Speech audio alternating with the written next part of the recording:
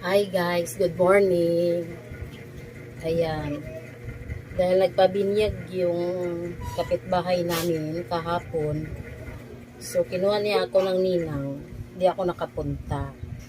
So binigyan na lang niya ako ng buo na chicken. So wala akong microwave, piprituhin ko na lang to. Kaya hiwain natin siya.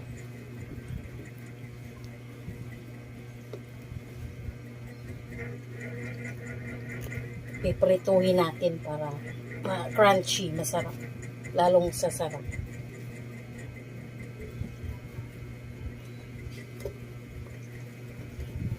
Buong chicken to buo. Thank you, Kia. Thank you sa chicken.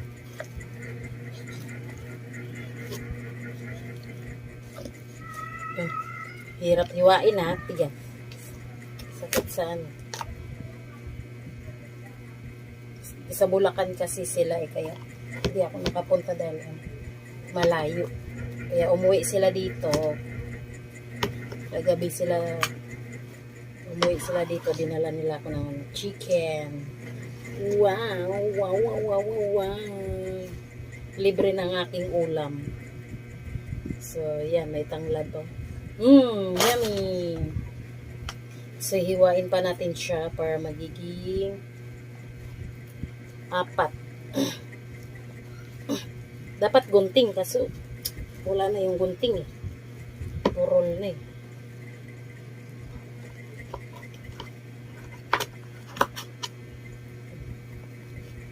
Tsaka wala akong chopping board. Oh my God. Tinapon nila yung chopping board ko. Tadang! Yan, prituhin natin yan. 4 na hiwa.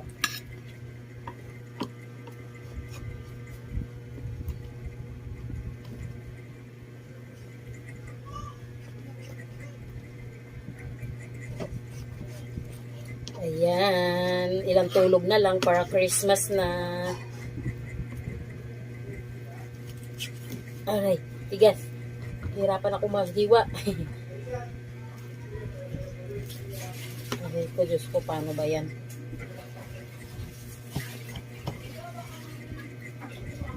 My God. Halata talagang tagakain lang. Pati paghiwa, di alam.